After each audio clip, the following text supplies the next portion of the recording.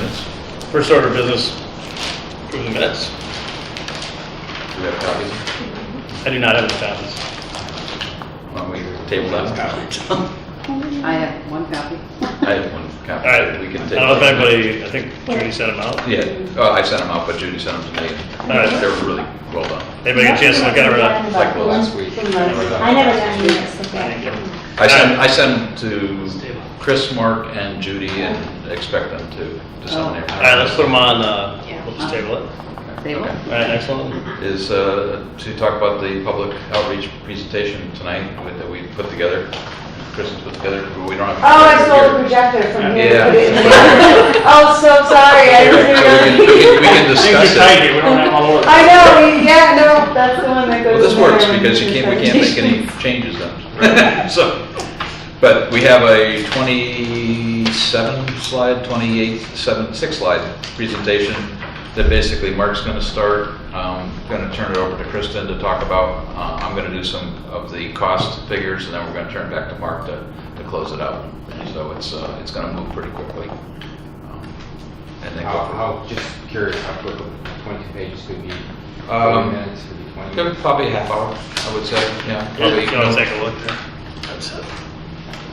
Yeah, most of them are a minute or less, It is. but some of the design stuff might take more, and some of the budget stuff will probably, dwell on. Will the camera be able to pick up the images as it's being filmed? Yeah. So, okay. So maybe the only one that was unknown at the last meeting was the tax impact, which is the same information that's on the one-page flyer that we put on the bottom there. Hey, Jim. So the only difference on the flyer is that we put the total project cost at the top because we realized that was in the presentation but not really anywhere else on this sheet. And then cost to Granby, $2 million approved from stabilization, assuming borrowing of $15 million. Chris gave me very specific numbers, but I broadened them just a little bit. So estimate impact on taxes, 140 to 150 a year for an average home, 330 to 340 a year, and the estimate impact on tax rate is 7.7%. That's from Chris on a, as we talked last time, 2 30-year loans doing the 90-10% split that he had talked about. And that's as much financial information as I have, but that's what he sent me. Next question about these. So, do you want like a couple of us at the door, like as people are coming in to like hand them out, or Sure. is it going to be available? We got 75 printed out, so and certainly we can make more. If, I don't know, Jim, you had mentioned that maybe Judy wants to include I know, them. I stopped it at 75. I don't know how many people are going to get in this weather, because I kind of looked, but if you wanted to send them back out with the backpack, we'd have to have more printed. I don't know if that makes sense or not. And there's some trifolds I saw that are up there, but I think it'd be great if people passed them out towards the front, make sure that they get disseminated. And the last time we had a stack, there's much left, so I don't know, Yeah. recycle. Unless in a pinch I can just make some copies that won't be colored, but I can make some copies. I could floor if we have more than 25 people. Yeah. Yeah. Yeah. We do these info sites. Right. I know this sounds negative, but we do these things all the time, and it's 25 people that show up. That's Well, right. I- Tim's I- gonna have it on TV Chairs, tomorrow. I'm like, let's just June do 3rd, we had over 60 people here, but that was, If it was possible. everybody at that point in time. Now everybody kind of knows what the drill is, what we're doing, the direction we're taking. Yeah, it was your article in the paper, didn't it? I haven't seen anything. I sent it out. I know it got out. So Does it go I on know you YouTube mentioned it. at the same time, or is it later? Probably a little later. Trisha usually does that Okay. a couple of days after. you're on the board. You can call Trisha tomorrow. Yeah, we'll do that. I'm a member. You are? Yeah, Trisha made me sign a paper. She can. She can. You could be a member too. The criteria are very high. You have to be able to write your name. I'm not just a member, I'm also a customer. Yeah, exactly. So that's pretty much it for tonight. I mean, you've seen it all. We're just going to present it now to anybody who is interested in seeing from the public. And then next Tuesday is The election. the day. Yeah. I have 2 boards left over from the town meeting. I'm gonna leave. I don't know who's current boards or who doesn't, but they're not doing any good standing next to my front door. Does anybody want to like hold them in 5 corners on Saturday? The boards? Yeah, sure. I'm not going to be home. All right. Next meeting, how would that go either way? I had put it down as March 17th. It's what we had on it that new schedule that we handed out at the last meeting, so it puts it into a sequence. Okay. It seemed like a logical time to, we'll have the vote, we'll know the decision's been made. We'll have talked about some fees that we have, some fees that the design team have, negotiations on that, and they'll be starting to do their documents, and we'll be underway. Okay. It rolls into the next phase pretty quickly with the vote. Can I ask, is it a one and done? Not that I feel certain that it's going to pass, but I had an understanding that for some reason it didn't, that SBC gives you 120 days to sort of regroup and figure out Yes. what your next steps are. It's not one and done. You can take another shot at it if you want. We have to let them know and see if we get some sort of extension if we're closing in on. And would it be another ballot, or is that for a town meeting, or how does that work? Gotta go to ballot. Got to just go to ballot. Okay. It just goes, because it did already pass town Is it meeting. 120? Is it 120 days? I don't want to commit to what it is because I don't know where the start point is. If it's the start point is of the date that you have the vote on March 1st, say, I don't know if it starts at that date or if it starts at when the project funding agreement was given to you at the board meeting to 120 days. And once it's gone through project funding agreement with MSBA, their board, they do extensions. Yeah. So there's not, they won't go for the next 3 years. Yeah. But I mean, if you're running up tight on 120 days, they're not going to pull the piece of the fire. Yeah, and if that were to happen, then we would request people petition a town meeting, Yeah. which won't be a problem. It's more of a formality, but I just think it should symbolically come from the town, not from the school building. I understand. We're all having positive thoughts.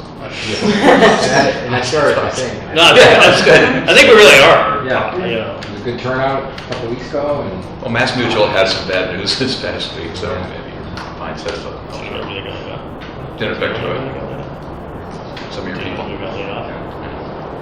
So it's tough.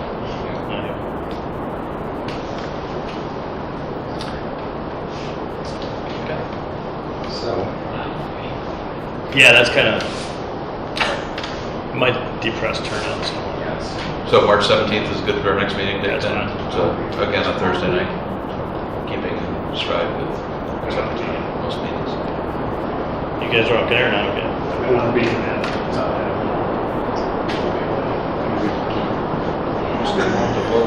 Are you going to be away, or you just have another event? I'm gonna be away. I'm staying on the boat. Okay. Oh, March 17th, St. Patrick's. Yeah, you got plans? No, but some folks won't do anything. I don't think I've seen anything yet, but. John Smith says bring a keg of green If peppers. there's too many people that are not here, then. Jim wants to miss it. I'll send you an Well, email. there's 3. Yeah. There's 3 for certain. Yeah, so, I mean, we may change. If it's, I don't want to be missing people, there's no point in having a meeting and missing half the committees. So for now, March 17th, we'll stick. Yep. Do you want to stick to Thursdays though? I think that's the best. Mondays are always a problem for, like twice a month, they're a problem for the select board and the school committee. Okay, so either maybe 10th or 24th if 17th doesn't work. Yeah. I wouldn't want to push it to the 31st. There's probably just too much design stuff to talk about by that point in time. That's 4 weeks into the documents is a long time to go without getting some feedback. And we're at 6:30? Yes, 6:30. Okay. Do you like 6:30 or you like earlier? I personally would prefer earlier, but it's certainly not my decision. I don't want to, like with so many people missing, I don't want to talk about it. Okay. Changing the time, it's fine with me. We meet, our select board meets at 6:30, and usually there at 6 or 5:45. There's always, I'm just throwing it out. I think the ones that start at 1 o'clock in the afternoon. Not too many towns do that. Okay, motion adjourned. Second. Second. All in favor? Aye. I think we got a big crowd tonight because of the weather. The basketball game. Oh, basketball game too, that's. What time's it end? So we'll get started. We have a short presentation for you, then we'll take questions. 7:30.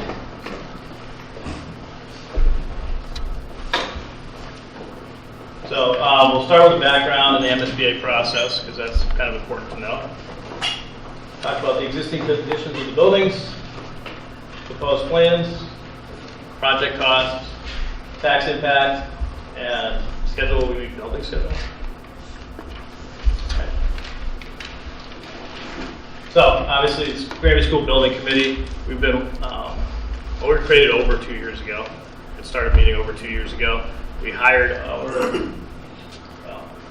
we had to put in a feasibility, we had to put in a statement of interest with the MSBA, and once we received that, we hired Colliers International. This is Alan Minkus, our project manager. As with his guidance, we hired Jones and Whitsett Architects, and you guys are from, where's Christian? From Amherst? Greenfield? Okay, close enough. All right, I'm the chair of the committee. Joe Rakowski is the vice chair. Superintendent Poole is in another meeting at the moment. Deborah Bartholetta is the principal at West Street School. Jennifer Fraser-Champagne is the principal here at East Meadow. Emery Everin, chair of the school committee. Andrea Kennedy couldn't be here tonight. She is president of the PTO, I believe. Yes. John Libera, chair of the finance committee. Chris Martin has had another meeting tonight, so there's a lot of conflicts tonight. He's our town manager.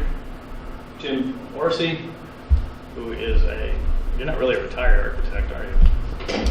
So. I might be. You work, what title do you give yourself? You work at UMass doing as an architect, and coming up with make bids or send them out. So, and finally, then Snowpeck Mercier, town moderator.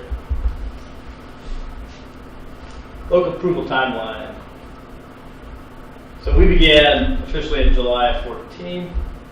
Hired Jones and Whitsett Architects in October of the year. In January, we started this preliminary design. And can you refresh my memory what exactly was? It's a program basically that for the educational specification that had to go in and be approved by the MSBA.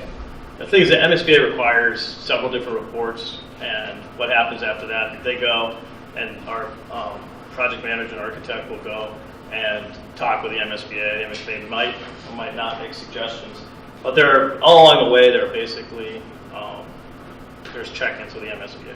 So everything we do is approved by the MSBA. May we got approved for our preferred option, which is what we're looking at tonight. June. That was a preferred schematic report was submitted to the MSBA for their review. Okay. July, we got the approval. November, we started actually doing more of the design, what you've been seeing in terms of schematics. And finally, it was submitted in 2015. And as you know, it was February 8th, we had a successful vote at town meeting to go ahead to the ballot box for override. So, January, we approved everything, got the budget down, and then this is where we're now. Vote is the ballot box on Tuesday.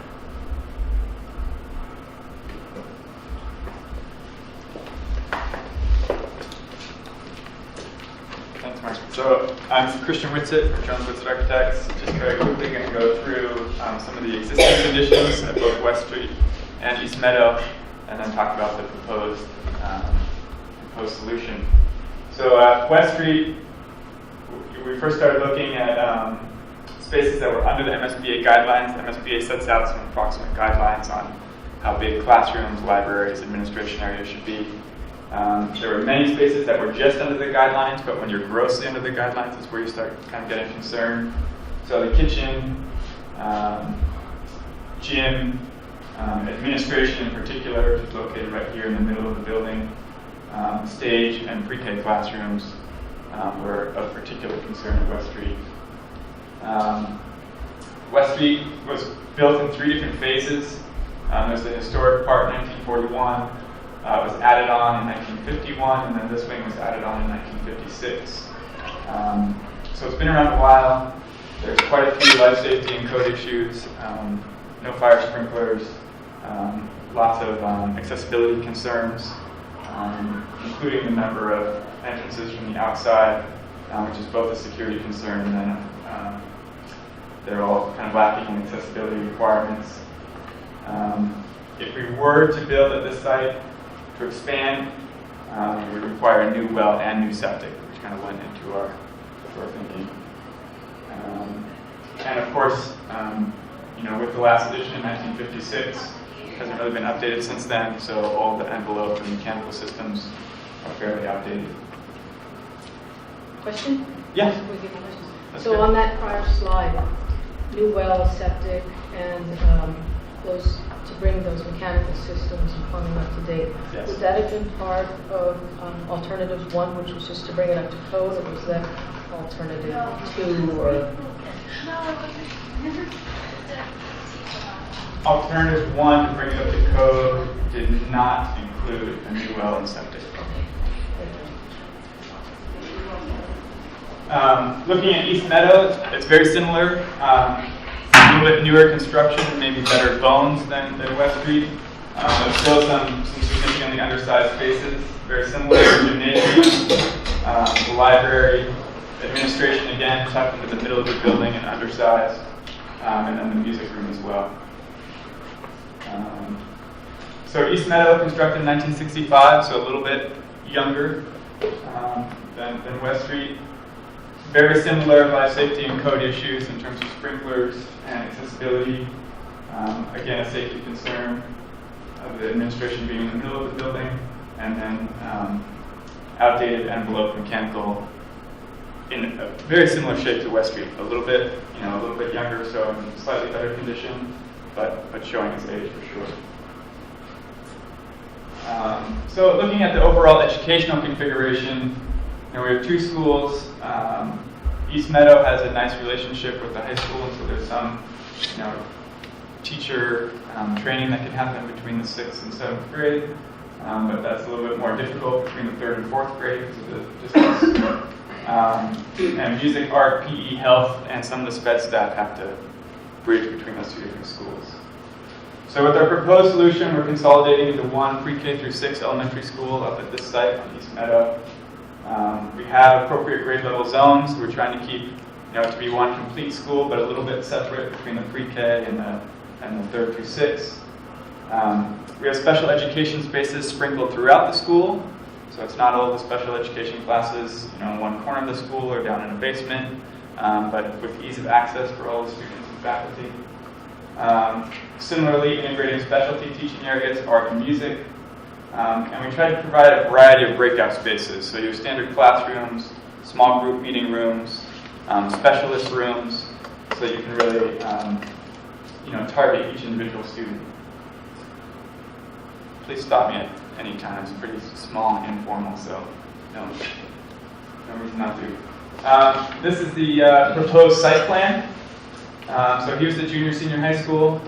Our landscape architect and civil engineers, Berkshire Design Group, they're out of Northampton, worked very hard to try and separate parent drop-off and the bus drop-off, trying to keep those circulation paths as separate as possible to keep the site as safe as possible. So we have visitor parking and parent drop-off off of an existing curb cut, and then a new curb cut here with a bus drop-off lane to the side, and additional parking to the north of the site. We've rearranged this configuration a little bit with the junior senior high school, and we think that this will have a benefit to both the East Meadow School, but also to the junior senior high school in terms of their drop-off situation. The parking count is basically taking what parking we're losing here in the parking lot right now. Here's the existing school. So the parking lot that we're parked in right now, to the south of it. So we're taking that parking count and the parking count from West Street and combining them and providing that here at this site. We're also providing some overflow parking with some outdoor courts that can be opened up for special events, so you can park on that hard surface as well. In terms of the playscapes, we divided it into a pre-K through 2 play over here on the east side of the building, and then a play area that's more focused for 3rd through 6th play to the north of the building there. We have a new well on the site. So the existing well is out here to the south of the high school. We're going to put a new well that's off of this slide up here to the north of the site. So we're getting a new electricity and supply line coming down here to the junction box off of the high school, and then distributing it from there to both the high school and to East Meadow. Questions on the site? Does the well serve both facilities or the new pre-K through 6? It serves everything on this slide, as the existing well does. The existing well is here and goes to this junction box and then goes to East Meadow and to the high school. So the new well will serve both the high school and the East Meadow school. How about addressing site security? Have you guys met with any type of security experts as far as closed circuit cameras, tying them into the police department, how they're going to buzz people in the front door, stuff like that? I mean, has all that been looked at? Definitely. We've met with the local police department, and our security consultants have talked a lot about that. And it's a good question on site. To segue right to the building. So, administration's right near the front door, which is critical. And we basically have a series of vestibules where you get buzzed through. What we're proposing at this point is that these doors would remain locked during the school day, so that someone coming in to visit would physically go through the administration, check in at that front desk before they're allowed into the building. We've definitely been thinking about that. So this is the addition to the south of East Meadow. Unified pre-K through 6, again, younger grades in addition with pre-K and kindergarten down here, slightly bigger classrooms for those grade levels. We have a 6,000 square foot gymnasium, which we're hoping will be a good community resource. It's got a full middle school sized basketball court on it, as well as a 1,000 square foot stage off to the side, and some flexible seating that we're designing so that it can be used both for basketball court games as well as musical or performances on the stage. Again, a variety of breakout spaces and rooms, ranging from these smaller rooms in orange, sprinkled throughout the school. Teacher planning spaces, again at the administration area out in front, but then also some up here in the 3rd through 6th kind of area of the building. Library is going to take place in where the existing gym is now, and there's a framing there for skylights that have been covered up. So we'd like to expose that, bring some nice daylight into that area, and it's a perfectly sized library for this school population, so that worked out really well. In general, the building, we went through a long process with the school building committee about right-sizing this building. It's based off of what Granby needs and checking that against the MSBA guidelines. So we're slightly under the MSBA guidelines, I think about 4,000 square feet for the building as a whole. But larger than especially with the special education square footage, much larger than what Granby has today. I also just want to mention that the building is slated to be LEED Silver. Our firm really likes to pay attention to the envelope, try and reduce the size of the mechanical systems as much as possible. So we have pretty well insulated walls and roof of the addition. We're looking at adding insulation to the walls of the existing East Meadow, which has a significant, a very short payback. So overall, the building should operate much more efficiently than it does today. It's got nice due south orientation, which is great for natural daylighting into the classrooms. Easier to control that light than east or west lighting. And while we probably won't have the funding in this project for photovoltaics, it will be PV ready. So structurally, it'll be ready for PVs, and we'll have conduit running so that transformation could happen in the future. What is it you use? I'm sorry? Photovoltaics, on the roof, if we wanted to generate electricity that way. Solar panel? Solar panel. Solar panel. Thank you. What's the empty space in the middle? White. That's courtyard. That's the courtyard? Yes. So that allows these classrooms here to remain in use in daylight and views. And then we've got some more classrooms to the south of that. We took the courtyard size at West Street, which is seen by the teachers and staff there as a really nice resource to have within their school. This is a little bit smaller, but we still feel like it's of an ample size that it could be used in the nicer months as an outdoor classroom. We're trying to get as much circulation through that space that it's easy to maintain. But yeah, that's a courtyard right there between the existing and the addition. Kristen, would you please give a little explanation of what LEED is? Yeah, so Leadership in Energy Efficient Design is by the U.S. Green Building Council. It's a program that's been started, so you get points by satisfying certain criteria, which range from meeting stormwater management to having daylight and views in the classrooms. That's one of the points. To how energy efficient your envelope is, to how energy efficient your lighting is. So you can meet points from this criteria. You don't need to meet all of them. You can kind of pick and choose which points you want to meet. So you're trying to achieve a score for LEED Silver. I think off the top of my head it's 50 points out of 80 or 90. And that's important, especially on this project, because the Massachusetts School Building Authority will increase your reimbursement rate by 2%, if you do achieve LEED Silver. So there's some financial incentive from the state to make sure that this building is a fairly well-run, sustainable building. This is an overall perspective from the southeast. So massing, that's very much in keeping of the existing East Meadow and the junior senior high school. We have a brick facade here, and then a mixture of brick and metal panel on over the gym and administration areas. This is a view that was basically from the bus drop-off point, looking towards the entrance. So you can see a very clear front entrance, protected covering for kids coming off the bus here, as well as kids coming and getting dropped off from that drop-off loop there in front. The mass of the gym is tucked behind a little bit from the administration wing, which is in front.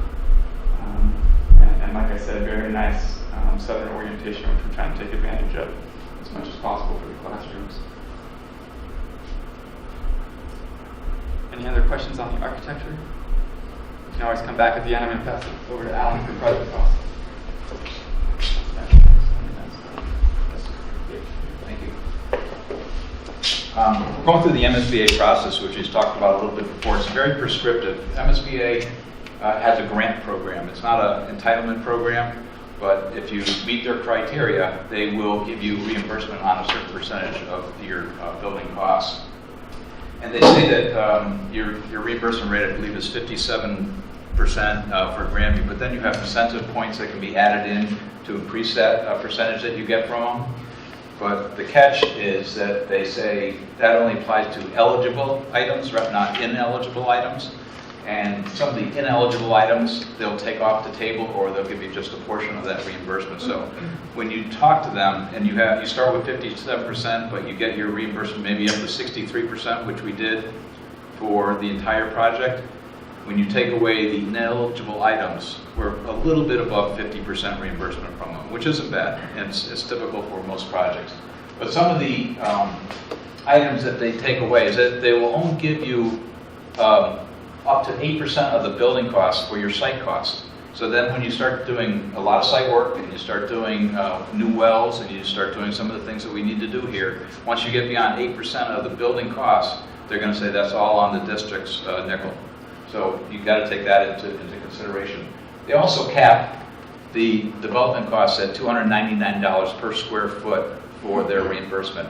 $299 has increased in the last 2 years from $279, but still very much lower than what actual building costs are nowadays. We're well into the close to $400 range when you look at all project costs here, and we'll go through that in a little bit as to what they exactly are here. Also, legal fees. They will cap off your furniture, fixtures, and equipment, the FF&E, and your technology, your computer equipment to $1,200 per student on each one of those, so $2,400 per student maximum. But when you get all said and done, the funds that MSBA is approving here is approximately $17.6 million if the project is accepted next Tuesday evening. I put this slide up because it's fun to look at. These are all the ineligible things that MSBA will not cover. Ice skating rinks, swimming pools, you know, you name it, they put it up here. So with the work that the school building committee has done, along with the architects, been very, very careful in getting you the biggest bang for the buck as possible when you take out all these things that they will call ineligible. But here's what the hard facts are with the schematic design that we put into MSBA for the project funding agreement. We have total net project, let's go up to the top. The hard cost, the building construction cost is about $23.3 million. The site cost is a little over $3 million. The soft costs, fees, expenses, architect's fee, my fee, some of the other fees, you're looking at about $4.7 million. Furniture, fixture, and equipment, including the FF&E, or the technology, about $1 million. And then we always want to make sure we have a reserve. We call it contingencies. We have a construction contingency, and we have an owner's contingency. And we want to carry enough money there that when we open up the walls here and we find things that we didn't expect and we have to take care of them, that there's no surprises. We have money to cover them. If we don't use it, we don't spend it. But we have it there in our budget. Those are all budget numbers right now. So total project cost is about a little over $34 million, $34.2 million. MSBA reimbursing $17.6 million. Net cost to the district, $16.6 million in rough numbers. Yes, sir. Do you have a breakdown of the fees and expenses? Because it's not a substantial here. amount of the total cost. Not here, but we do have put together what the MSBA calls a 3011 form, and it talks about everybody's costs all the way through. You know, mailings, everything is in there. It's the kitchen sink if you take a look at it. But we do have that, and we can share it with you. It's at Chris Martin's office, and we can you know, walk you through it. Thank you. Okay. Question? Yes. So in a perfect world, if you don't need a contingency, the total project cost to take $2 million off, does MSBA then reimburse about 50% of the $32 million, or do they still give you the 17.6 and the taxpayers get a little bit of a holiday? Let me back up with a different answer to that. If the project comes in under the construction cost here, immediately the MSBA will take back the savings.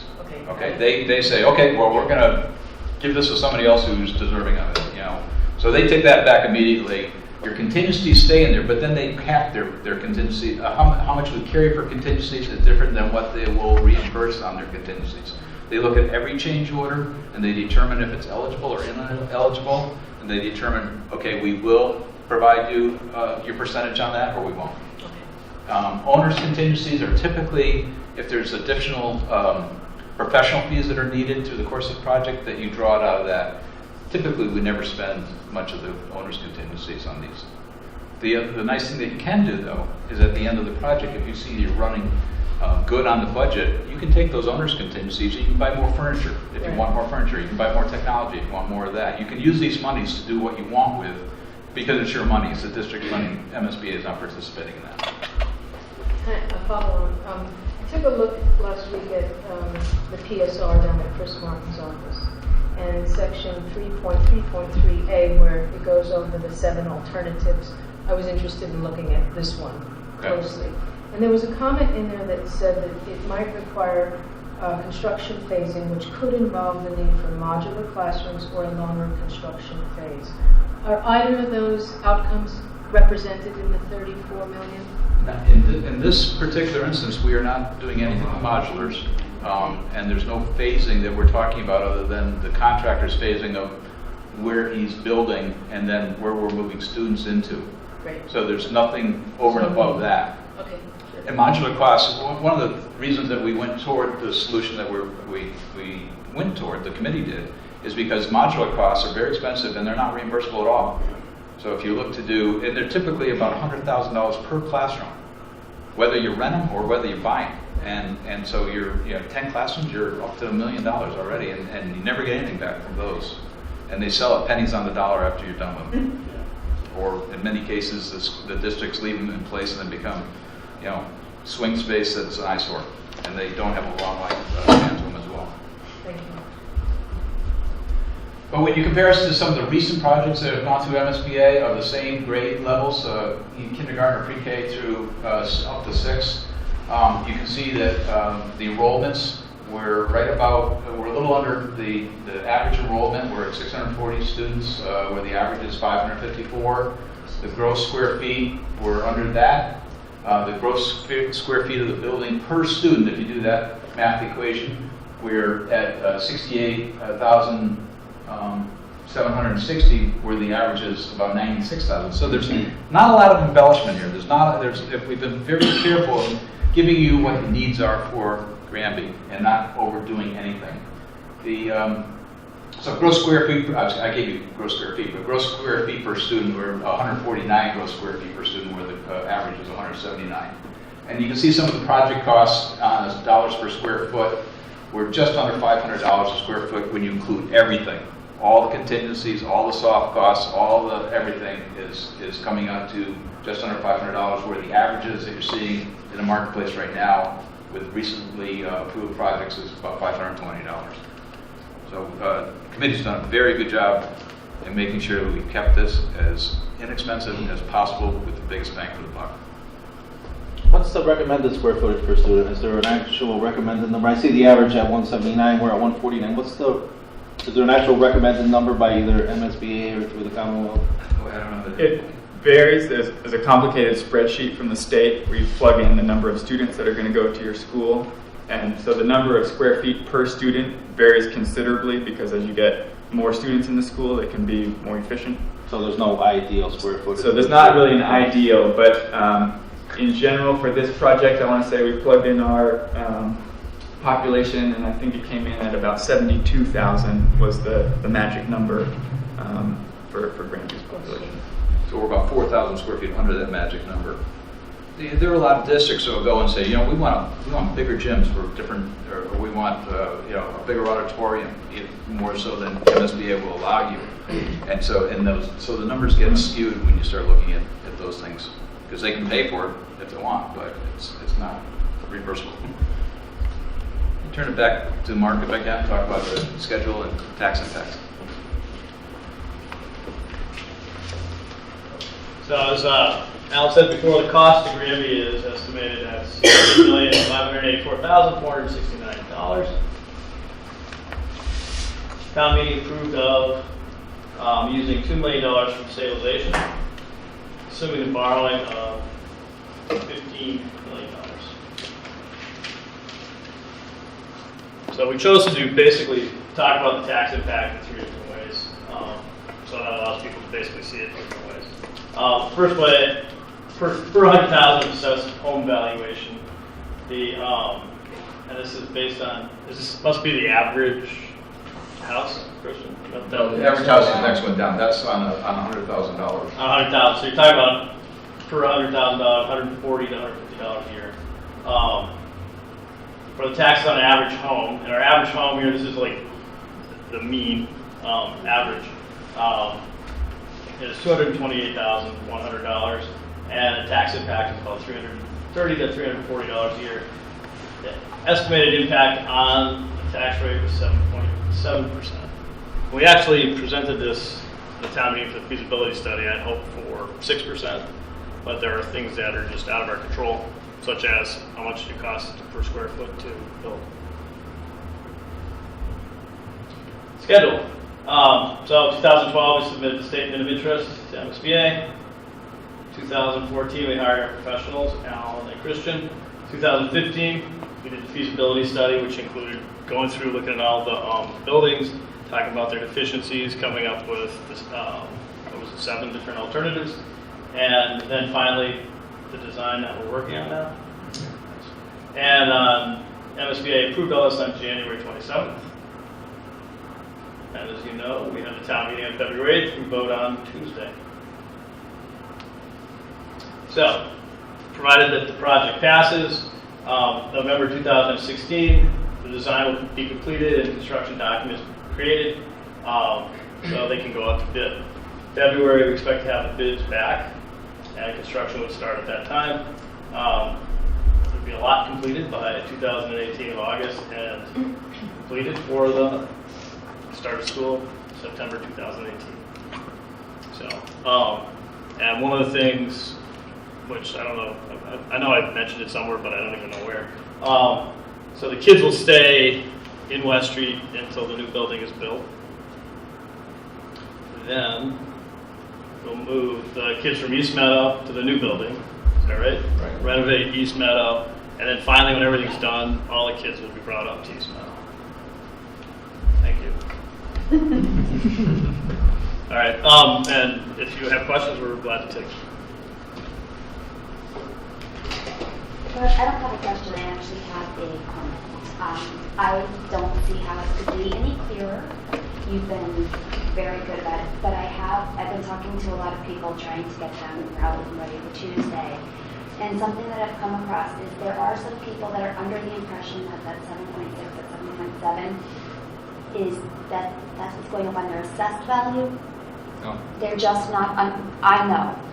And I don't know how else to explain it to them. I mean, it's been 5 different, but there are people that believe that their property value is going to be assessed at 7.6% higher and then taxed on top of that. Can you somehow address that?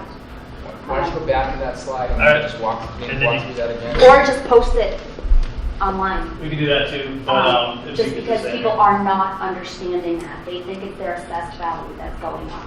Joe, do you want to take a crack at this? Well, there's... That's what I'm saying, right? I mean, Mark's been really good about saying hello, but... So here's what I will say. I think there's been a lot of great work done here in the last 2.5 years. I think some of the best work that's been done has been the work that's been done in the last 6 weeks.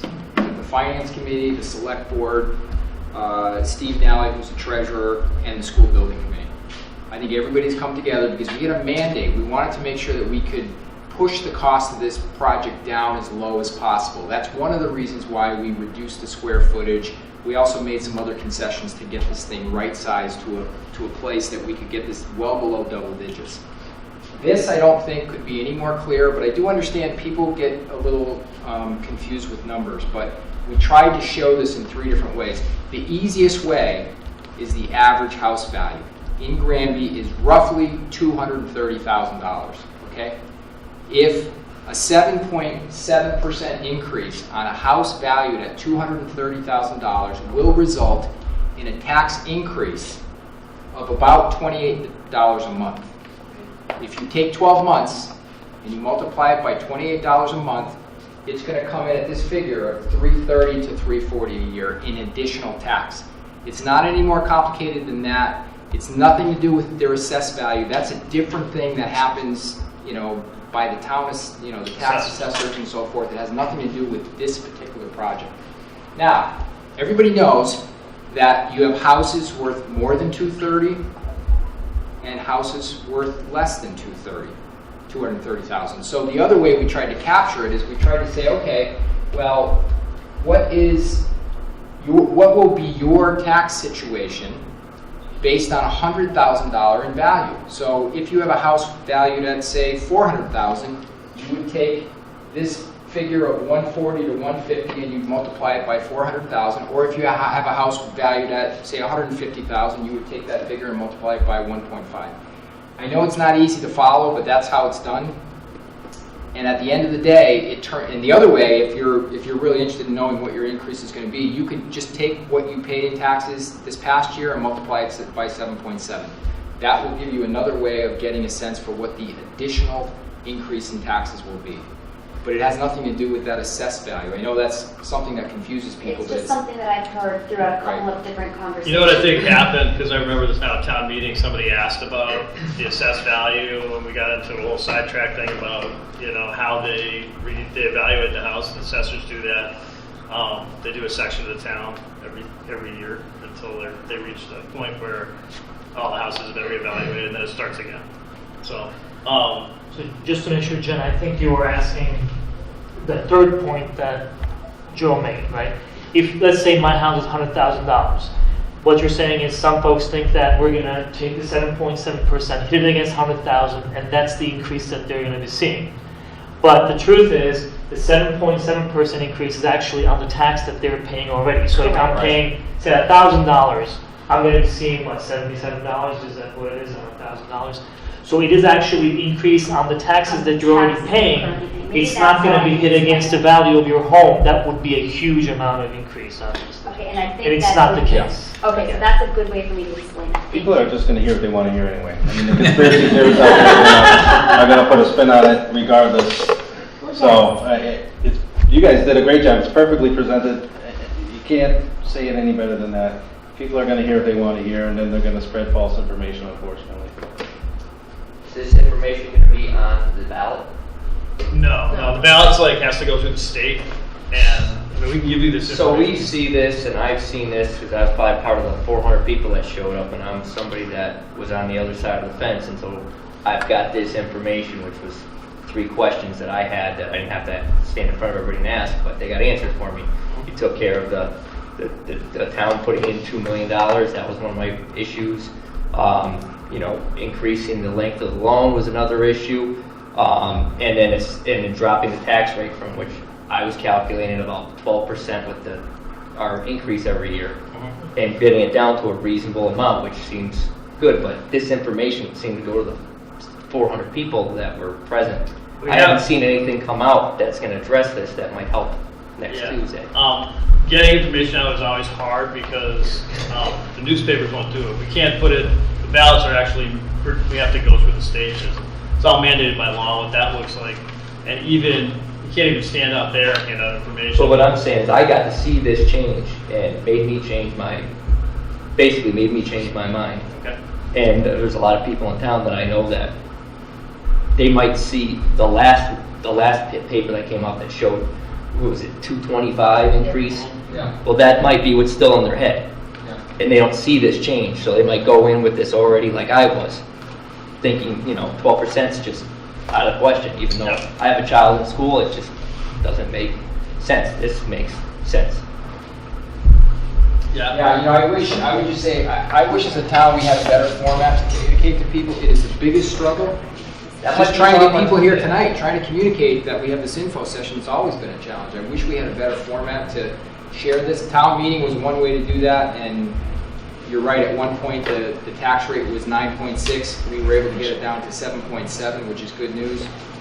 And hopefully that word is going to get out there through Facebook and some of these other avenues. So people And can get educated. I had sent out a press release beginning or middle of last, I think it was the beginning of last week, to all the newspapers and the Sentinel, and so. But we're not going to see on the ballot, we're not going to see the rate of the increase, so we won't have any idea just voting yes. No, that wouldn't be, It's unfortunate we have 300 people next door, don't have a problem watching a basketball game in a 50-year-old high school, but they can't come here and vote on a brand new school. Well, so that's part of the problem. Hopefully they'll come and vote. Nothing against basketball. We can say this but- meeting. We're the halftime show. We didn't think about it. Break out my phone. That's a great point, and sometimes we can't communicate with everyone, but what we're going to do, probably among some other things, we're going to post that updated version on the school website, and we're going to... But that goes to, that school website hits the people that already know this information. It's the people that don't know the information. I think it's pretty obvious, people that are involved with the school are, it's a good likelihood. I mean, it's the other 65% of town. Yeah, the only other option we really have available is Channel 15, cable access. Of course, not everybody has cable, but robocall you can't do?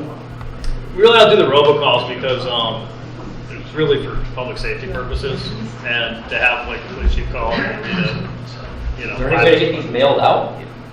No. I can use the district's, bulk email system to email the file out, from Blackboard Connect, so at least. I mean, this spells it out, Yep. but if people are looking at the last one that went out a month ago, this has changed, and not everybody got that information. Now, That can make a can difference. this be put on like Good News Granby, Yes. PTO, Yep. Facebook page? Yep. You guys I mean, I'd even go have on. the right to share. I would even go on, Mass Live, which is not exactly a friendly. We all love this. Just so I can put it there and direct people to that. So, because people do check that, even though most people don't. I would have a problem with that. I have a question back on the project costs under contingencies again. So it's about $2 million, and we all found out the day after the special town meeting that there may be need for some piping in East Meadow to deal with lead leaching. Would that be an item that would fall under contingency? No, it's already in the classes. The cost to renovate this school and add the new school, this school will be taken back to bare bones, to the steel frame. All the plumbing will be new in here, and of course, the new additional new plumbing. So all this is going to be brand new. Mark, how about staff? Consolidating 2 locations into one site, is that going to lead to, hopefully going to lead to a layoff or 2, or? Probably might not lead to a layoff. There might be consolidation. I don't know, among custodial staff, administration. I'm not really sure, but I mean, eventually that would definitely prove an efficiency on the site. In terms of teachers, I'm sure we probably still need almost all the same. It was just, I mean, I hate to see a brand new school, but layoffs on the other. Yeah, then have no people doing it. Yeah. What it will do though is for the staff that travel between the schools, there's obviously some downtime in their schedules, so sometimes it's difficult to get everybody serviced who needs to be. You eliminate the travel between schools, you gain better efficiencies, particularly with special education staff, speech language pathologists, OT, PT, all of that stuff. So there's a lot of efficiency to be gained and increased service without increased cost.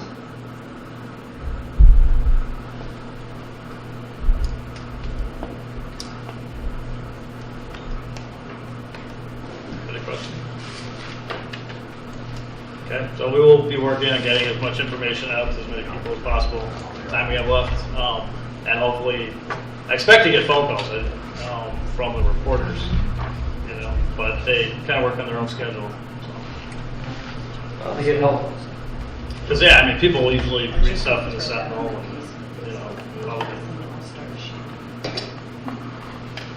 all right, that's it. Thank you for coming. Thank you. Enjoy the weather.